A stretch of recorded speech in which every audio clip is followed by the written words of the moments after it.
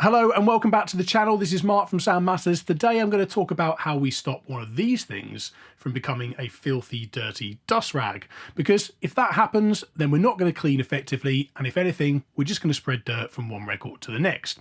So I'm going to talk a little bit about how we prevent dust build-up in the first place, but I'm also going to talk about what to do if and when it becomes a little bit dirty in the first place. So from time to time, you are going to want to clean these pads to continue getting good results. So if this is your only cleaning method in terms of cleaning records, or if you're using one of these as part of your cleaning ritual, then this is the video for you. Oh, and if you're using a vacuum-based record cleaning machine like the one that's right behind me just here, then I've got a couple of extra tips for you guys too.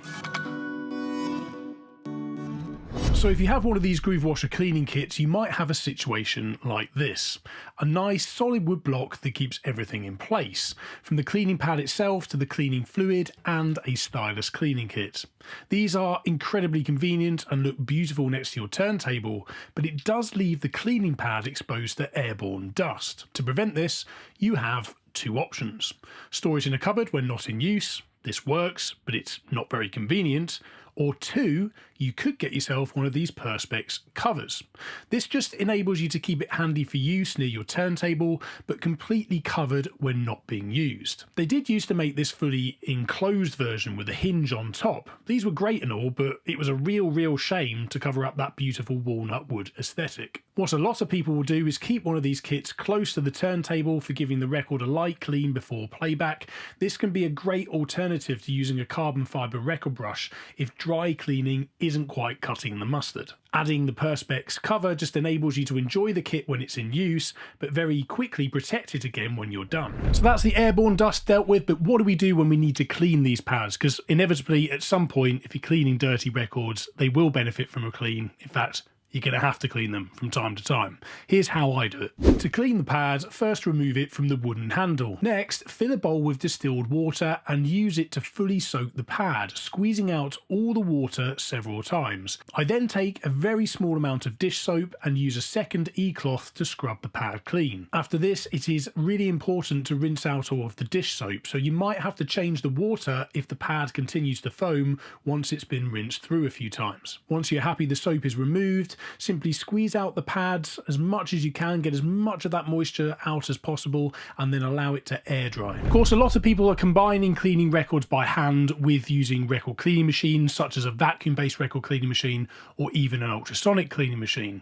So here's a couple of tips that I promised earlier on for those of you who are using vacuum-based record cleaning machines, perhaps in combination with hand-based record cleaning. Number one is to get yourself a goat hair brush to spread cleaning fluid across the record. I used to use this one that came with my Project vacuum cleaning machine, but to be quite frank, it's rubbish and it sheds hairs all the time. So eventually I swapped it out for this groove washer one. I'm not a fan of goat hair brushes for dry cleaning. I just don't find them very effective. I use a carbon fibre record brush for that instead. But I do really like them for this purpose, as the hair isn't very absorbent and it just really helps spread the fluid evenly. Tip number two is to use a velvet cleaning pad before you vac up all the fluid. This gives a little bit of mechanical cleaning action in the groove and gives the fluid time to soften up all the dirt and dust. I'm using groove washer products, but you can apply these tips with your personal cleaning products of choice. These methods and tips apply regardless of what brand you use. And to be perfectly honest with you, even if Groove Washer didn't sponsor, I'd still use their products because, quite frankly, they make the best brushes and cleaning fluids. And yes, there's probably somebody right now watching this furiously typing and calling me some sort of shill because I've dared to talk about a product that has a sponsor attached to it. But that's the truth of it. Despite what I've said there, I'm sure somebody's going to do that. You can't please everyone. You either take me on my face value there or you don't. It's down to you. I really hope you found this video useful. There'll be links to all the products I mentioned in the description of this video. There's also some discount codes so you can take advantage of those as well.